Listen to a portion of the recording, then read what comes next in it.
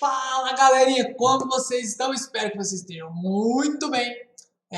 Prof, tá com saudade de vocês, como sempre, nunca essa saudade nunca passa.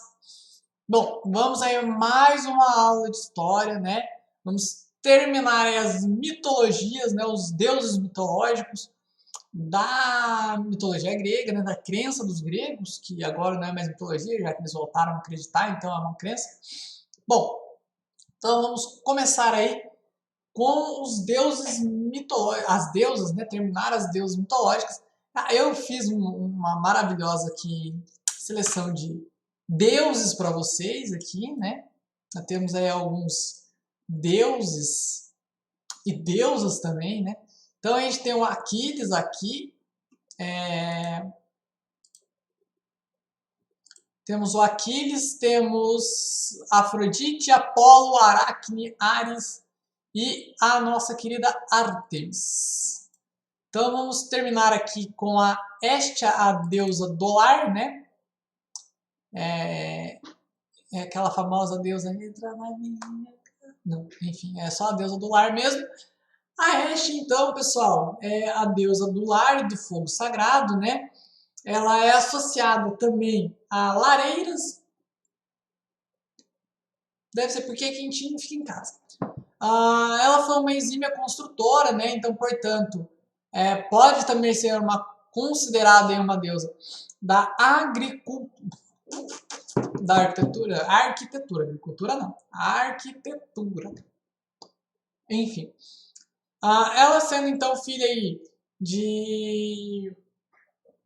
ela era filha do Cronos, né? Um Titan, e também da Rhea, outra Titan, também conhecida como Titã. Enfim, ela, assim como seus irmãos, ela também foi engolida pelo seu pai, né?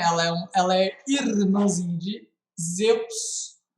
E quando ele depois cuspiu suas crias, ela foi a última a ser cuspida, tadinha.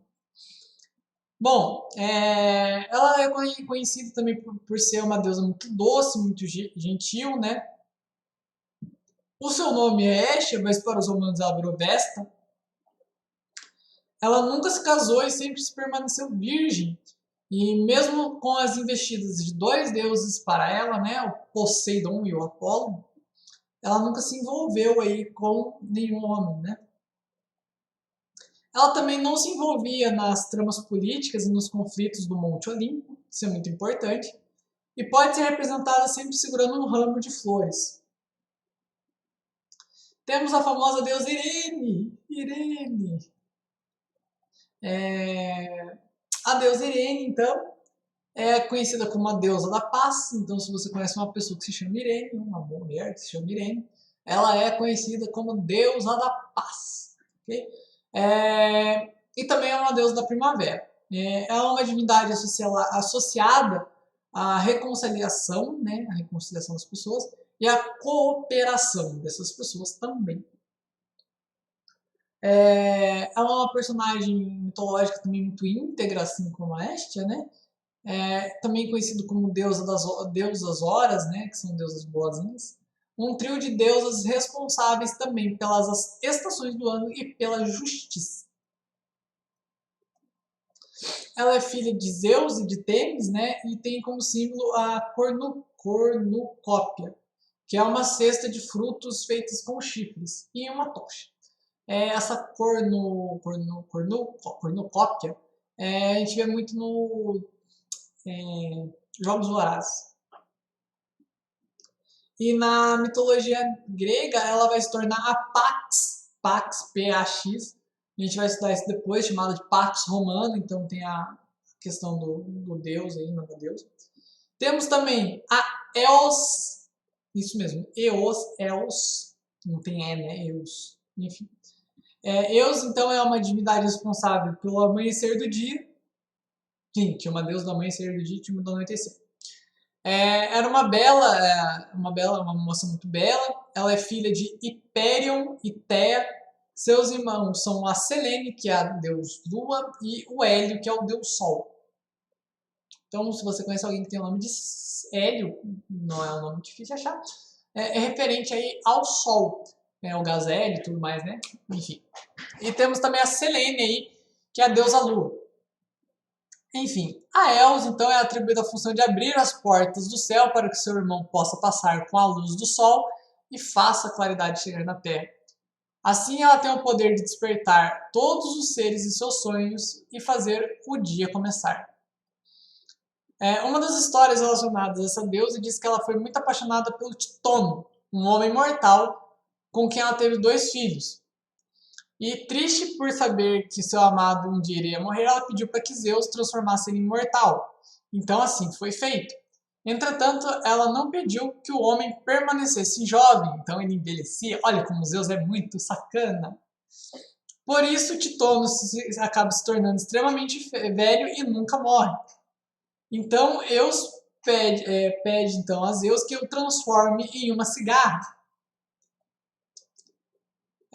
Eus, que na mitologia romana recebe o nome de Aurora, ela é representada por uma mulher de cabelos longos e loiros, e além disso possui asas nos seus pés e nas suas costas, ok? E para finalizar, a gente vai falar da deusa Nox, ok? Ou Nix, também ela tem esses 2 nomes. Bom, ela tem esses 2 nomes justamente pelaquela mesma questão do Roma e Grécia, né? Mas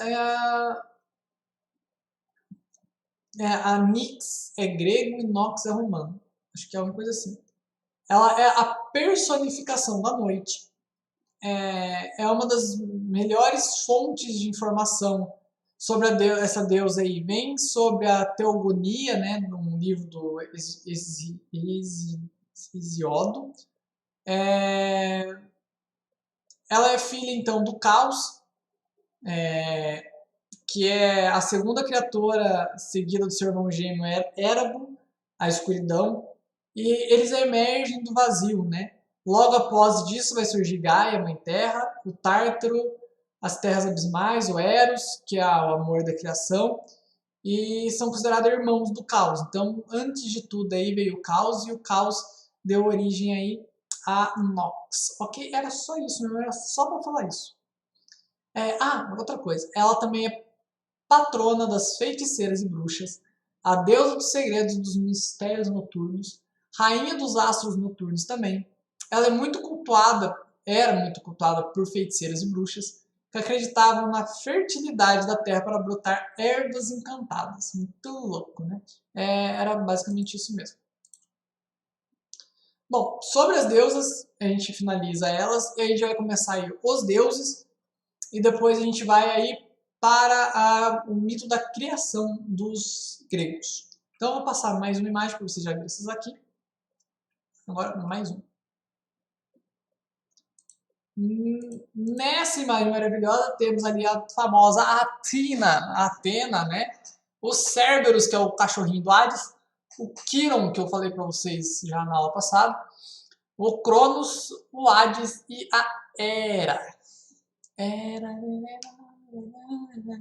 Não, desculpa, gente. É só uma música de velho. Enfim. Continuando, então, agora com os deuses gregos.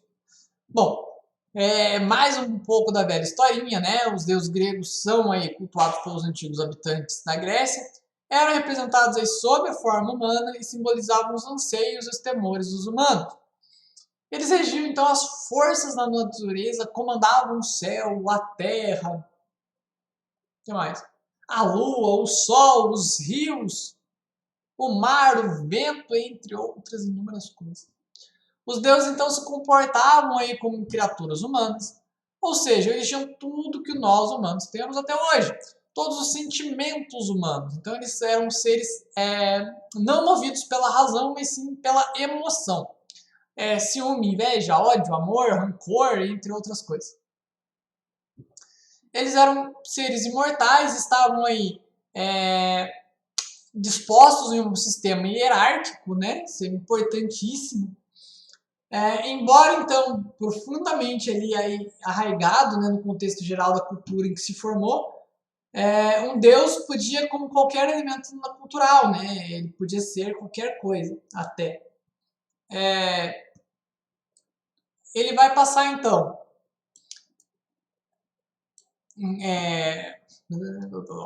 é, ele passa como um grupo para outro, mudando de significado e função. Então, para ajustar, eles sempre eram ajustados aos interesses do meio social. Ou seja, por mais que ele fosse uma divindade, né, ele sempre estava ali localizado como uma forma de... como que eu posso colocar?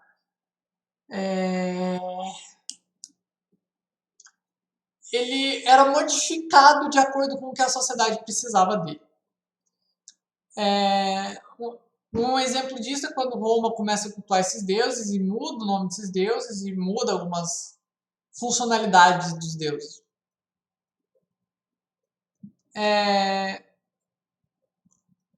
Então a gente vai ver também a questão de alguns heróis gregos, né? Além dos deuses, a gente também tinha alguns heróis. Um deles, vou falar vários aqui, a gente vai pontuando depois.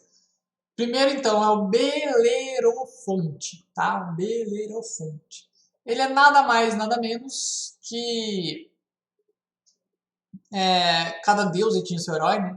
Eles eram admirados pela sua qualidade humana e não pela possível ajuda divina, né? Por serem humanos. O Belerofonte, né? Era um herói sozinho que matou uma quimera terrível, né? Um monstro que vomitava fogo. Enfim. Atena, a deusa da sabedoria, presenteou ele então com uma rédea de ouro. Com esse objeto, o Belerofonte apanhou o famoso cavalo de Pégaso, o cavalo voador que conduziu pelos céus até o covil da Quimera. Quem assistiu Cavaleiros do Zodíaco vai saber um pouquinho dessas coisas. Temos o Perseu, também conhecido como Percy Jackson. Não foi o Percy Jackson. É brincadeira. É o Perseu. Se você não sabe, nem eu. O Perseu, então, é o filho de Zeus. Ele vai matar a Medusa. A Medusa era aquela... Era uma górgona, né? Ela era uma humana, mas ela foi transformada em uma górgona. E os seus olhos, mais os olhinhos das cobras, transformavam as pessoas em estátuas para todo mundo que a olhasse. Hermes, o deus do vento, ajuda, então, emprestando a eles as sandálias aladas, e Atena lhe deu um escudo. E ele consegue arrancar a cabecinha da Atena. Temos o Teseu. O Teseu, a gente já comentou sobre ele, é o famoso da história dos Minotauros, né? Ele não recebeu nenhum auxílio, mesmo assim ele libertou Atenas do cruel tributo ao rei Minos de Creta, né? E todos os anos o Minos exigia 7 mancebos e 7 donzelas atenienses para serem devorados por um Minotauro. E era um monstro com o corpo humano e a cabeça de touro. E ele estava preso no labirinto de Quiçonos, né? Quiçonos. E o nosso querido Teseu vai lá e passa a régua nele. Temos também o Heracles, né? O Heracles é conhecido também como Hércules, mas esse nome Hércules é só para os romanos. Ele é constituído desse nome Heracles como grego, né? Ele acaba assassinando sua esposa, né? A Megara. E por isso ele, como forma de redenção, ele tem que fazer 12 trabalhos. Dos 12 trabalhos, são trabalhos suavão na maionese, né? Um trabalho era matar um leão que assolava no Vale de Nemeia, e depois ele usa o couro do leão de Nemeia. O segundo era exterminar a quase invencível Hidra, né? Porque cada vez que você cortava uma cabeça nascia a outra. Ela já tinha 9, você cortava uma, aparecia a outra. O terceiro trabalho era capturar a corça de Crineia, que tinha os pés de bronze. O quarto era capturar o javali de Erimanto. O 5 era limpar os estábulos do rei Algias, onde 3.000 animais viviam acumulados. O 6 era matar as árvores de rapina do lago Estinfalha. O 7 era apoderar-se do touro de Creta. O 8 era pegar os cavalos selvagens de Diomedes. O 9, encontrar o cinturão de Hipólita, rainha das Amazonas. O 10 é achar os bois de Gerião. O 11 era ter as maçãs de ouro de Hesperiades. E o 12º era vencer nada mais, nada menos que Cérbero, o cão de guarda do inferno. Só isso. Entre outros deuses, heróis, né, dos gregos que a gente vai ver, a gente vai ter o Agamenon, né, que é um dos comandantes da Guerra de Troia, o Aquiles, que participa do cerco à cidade de Troia, o errado, que é o Édipo, né, é bom falar dele. Temos também a Atlanta, que é a heroína que participou da caça do javali do Caridon. O Ajax, que é um herói da Guerra de Troia. O Cadmo, que venceu um dragão que controlava a cidade de Tebas. Temos também as musas, né, as musas gregas, entre os homens mortais e os deuses mortais, havia criaturas semidivinas. E essas criaturas semidivinas se chamavam musas. Entre elas as filhas de Zeus e Minimosine. Eram elas a Clio, que era a deusa, a musa, né, protetora e inspiradora da história. A Polimínia, que era a musa da oratória da poesia sacra. E a Urânia, que era a musa da astronomia. Aí também tínhamos a Erato, musa da poesia amorosa. A Euterpe, musa da música. A Calliope, que era a musa da poesia épica e da eloquência.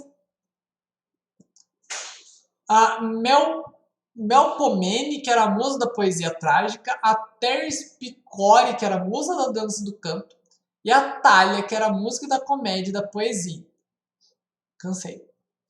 Bom, agora então a gente vai voltar lá para os deuses, né? Os deuses gregos. Eles que vão ser importantíssimos para nós, né? Vamos pegar aqui eles.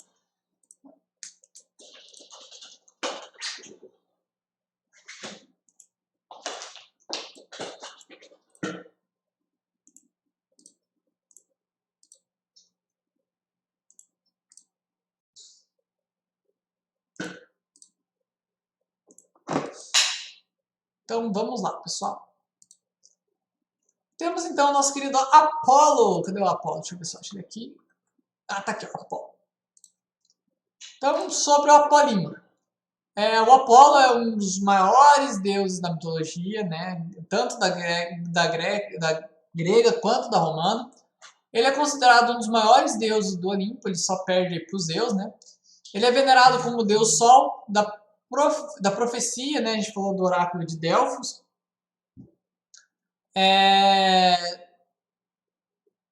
Da cura, da justiça, da música, das artes, da justiça, da lei, da ordem, do tiro ao alvo e da peste. Então, ele é um deus de tudo. É muito tarefa. O Apolo é um dos mais amados deuses olímpicos, né? Sendo visto como um deus justo que sempre defende a tolerância e também conhecido como deus dos rebanhos das colheitas. Ele é deus de tudo. Tudo quanto é coisa que você puder imaginar, ele é deus. A representação mais comum que a gente vai ver do Apolo é sempre referente a um homem jovem, bonito, brilhante, na qual remete a ideia que ele fosse o próprio Sol, que ele fosse uma encarnação do Sol na Terra. Seus objetivos tradicionais, né, seus objetos tradicionais são o arco de prata, a lira, que é um instrumento musical, o ramo de louro e a palmeira. Uma das historinhas do nosso querido Apolo, filho de Zeus e Leto, Apolo nasceu na ilha de Delos, onde tem o oráculo de Delfos. Sua mãe se escondia da esposa de Zeus, porque a Hera tinha um pouquinho de ciúme e queria matar todo mundo. Ele é irmão gêmeo da deusa Artemis, que é a deusa da caça, da magia, do deserto e dos animais selvagens. Além disso, Apolo era irmão de Hermes, Hefesto, Ares e Atena. Assim que nasceu, então, ele foi alimentado com o néctar dos deuses e ambrósia. E o alimento ele transformou diretamente de um bebê para um homem. E com apenas 1 ano de idade, ele derrotou a serpente Piton, que tentava atacar sua mãe. Então, ó, pra você ver como o bicho é brabo. Ele auxilia os troianos também na Guerra de Troia, salvando em mais de uma ocasião os guerreiros Enéas, Glauco e Hector. Também conhecido como Heitor. Quem assistiu o filme de Troia vai saber. Sua força destruiu as muralhas de Troles e, por seu intermédio, Paris conseguiu acertar então uma flecha no calcanhar de Aquiles, que foi derrotado. Isso é muito da hora, porque o único lugar que ele podia acertar era o calcanhar para matar. E ele conseguiu. Em sua homenagem, então, coroas de louro foram jogadas aos seus pés. O louro até hoje é representado aí como um triunfo, né? Tem nos Jogos Olímpicos e tudo mais. Apolo também é pai de muitos dos deuses, né? Que a gente vai ver pela frente. Mas isso fica mais para outra hora. E uma coisa muito importante. O Apolo, ele é o único deus da mitologia grega que não muda o nome na romana, ele continua como Apolo. E nas duas obras épicas, né, as duas únicas obras épicas que a gente vai ver, que a gente conhece até hoje, que é a Odisseia e a Ilíada, ele é citado nos dois, e isso a gente consegue entender uma coisa. O Homero, naquela época, escreveu isso, e ele citou o Apolo nas duas histórias, então quer dizer que o Apolo é o quê? O deus mais deusão de todos, porque ele era muito venerado, então as pessoas adoravam o Apolo, literalmente adoravam o Apolo. Agora temos esse caboclo aqui, o Ares, né, o deus da guerra. Ele era filho então de Zeus e Hera, ele era um dos 12 deuses do Olimpo. Ele tinha a amante, né, uma das suas amantes era a Afrodite, a deusa do amor. Ares, ele odiava os seus pais, ele tinha um sério problema aí com seus papais, e sendo considerado perigoso pelo comportamento insaciável no campo de batalha. O bicho era brabo mesmo. Então, a agressão física, a selvageria são todas ligadas ao deus Ares. Seriam elementos necessários para o seu sucesso bélico, né? Então, para ele ter esse poder todo, ele era necessitado da selvageria. As características são suavizadas para Marte, né, quando ele vira romano. O Marte ele é menos agressivo, mais calmo e compreensivo, mas na mitologia grega ele passava o rosto todo mundo. As principais características do Ares era que ele era um deus covarde, né, porque ele não tinha esse negócio de atacar por frente, ele poderia matar muito bem seu inimigo por trás. Ele era impopular entre os deuses e os mortais. Ele era cultuado mais ele era muito admirado, cultuado em Esparta, a gente já comentou sobre isso, né? Ele é representado por um abutre, então já vê como que é tudo horrível, né? Ele teve 2 filhos, né? O Imeros e o Potus. O Potus era o deus do medo e do... Perdão, foram mais. Foram Potus, Imeros, Potus, que representavam o desejo. O Phobos é o do medo, fobia, então Phobos. O Deimos é do terror. A Harmônia é da harmonia. O Eros do amor. E o Anteros do amor mútuo. Que daí já são mais pela questão da Afrodite, né? Era amante também das Amazonas e das mulheres guerreiras. Ele também teve outros filhos perdidos por aí. O seu símbolo era sempre representado em uma lança e um capacete. Ok, Ju. Na sua história, tipo, ele tinha uma beleza física, né? Como a gente está falando aí dos deuses dos espartanos, então ele tinha essa beleza física, né? Um comportamento muito sedutor, que foi o que atraiu aí Afrodite, que era casado com Hefestos, que é o Vulcano para os romanos. As suas características mais marcantes aí foi que ele foi amante de várias mulheres, teve muitos filhos mortais. Ele foi vingativo e matou o Poseidon. Tadinho do Poseidon. Mas o Poseidon também não era um coitado, tá? Foi por um motivo bem besta, assim, né? Que ele precisava ter feito. Uma das suas batalhas mais importantes aí foi uma luta contra o Hércules, né? A fúria e a habilidade bélica não foram suficientes na luta e Ares acaba perdendo para o semideus, que era protegido por Atena. Aí no Cavaleiros do Zodíaco, que é o desenho que eu falei pra vocês, é uma luta entre Atena e Ares, mas é bem legal. Deixa eu ver, vamos pular esse também. Vamos para o Hades agora, porque eu quero falar do Hades. Cadê o Hades? Esse senhor aqui é o Hades. O Hades. Bom, o Hades, então, é o deus grego do submundo, né? Do reino dos mortos, e na mitologia romana ele é chamado de Plutão. Plutão já foi planeta, uma banda, né? Bom, enfim. Ele também é chamado deus da riqueza, porque ele possui todos os metais preciosos do planeta, né? Ele reside e governa o lugar mais sombrio da Terra, para onde as almas dos mortos vão, né? E ele é dono de uma personalidade impiedosa. Ele é um ser repugnante, insensível, monstruoso, e poucos tinham coragem de pronunciar seu nome. Ele era temido, né? Assim, ele era considerado o deus mais temido de todos. Hades é retratado como um homem de pele morena, que usa barba, é adornado de uma coroa que carregava a chave do submundo e um cetro. Em sua companhia, então, andava um cão de 3 cabeças, chamado de Cérebro. Esse animal tinha como objetivo guardar o reino dos mortos. Ele usava uma carruagem para se locomover, uma biga, eu acho que é o nome do negócio não, que eles usavam. E sempre com sua esposa Perséfone. Hades também é um dos filhos de Cronos, né, o rei dos titãs e de Rei. E ele tinha seus 4 irmãos, que eram os topzera da galáxia, que eram Poseidon, Zeus, Deméter e Aeschylus. Ele engoliu os filhos, assim por diante, vocês sabem muito bem disso. Vamos agora para o Poseidon. Cadê o Poseidon? Aqui está o senhor Poseidon. Aqui também temos a Dona Medusa, né? Essa aqui, ó, a Górgona. A Nêmesis, deusa da justiça. A Nike, que era a deusa da vitória, não é a marca, tá? Mas fica aí, a Nike é a vitória, a outra marca deve ser a derrota. Temos aqui a Perséfone, né, a mulher do Hades, e aqui o Poseidon. E essa aqui é o monstro das profundezas, o horror do mar, a Scylla. E os dois estão no mar. Enfim. O Poseidon, então, é o deus grego do mar, dos terremotos, das tempestades e dos cavalos. Lógica total. Ele é o protetor das águas, né? Ele auxilia aí os marinheiros.